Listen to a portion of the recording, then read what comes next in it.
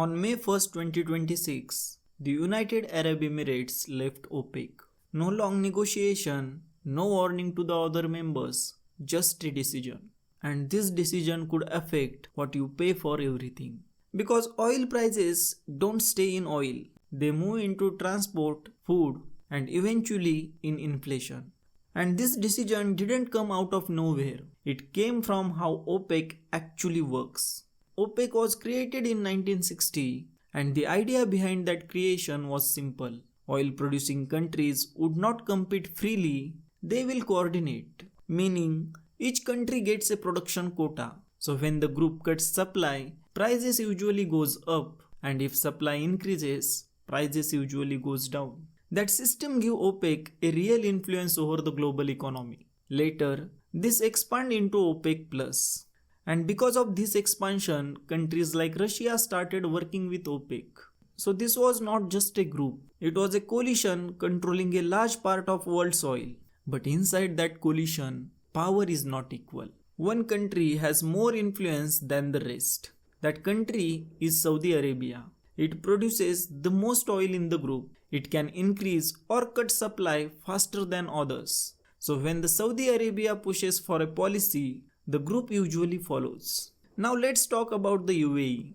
The UAE is one of the largest producers here, and it has spent years increasing its production capacity. Right now, the UAE can produce about 4.8 million barrels per day. But under the OPEC rules, it was capped at around 3.2 million barrels. That is over a million barrels per day, unused. That gap is the story. And here's where it turns. The UAE did not quietly negotiate this. It did not build an agreement, or it did not even inform the key members in advance. It made the decision and then announced it. So this is not just about economics, this is a signal.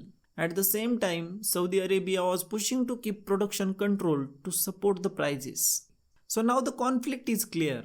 Saudi Arabia wants tighter supply and the UAE wants to use its full capacity. And eventually, those two positions stop fitting together. So the UAE left. Now here's the part that complicates everything. This is happening during a major regional crisis. The conflict involving Iran has disrupted the Strait of Hormuz. A huge share of global oil moves through that route. And right now, those flows are restricted. So even if the UAE wants to produce more oil, it cannot fully export it. Which means, in the short term, this exit does not suddenly flood the market. Oil prices right now are being shaped by the disruption and not just by the supply decisions. But don't miss what will happen next. Because the moment that route stabilizes, this decision starts to matter a lot more.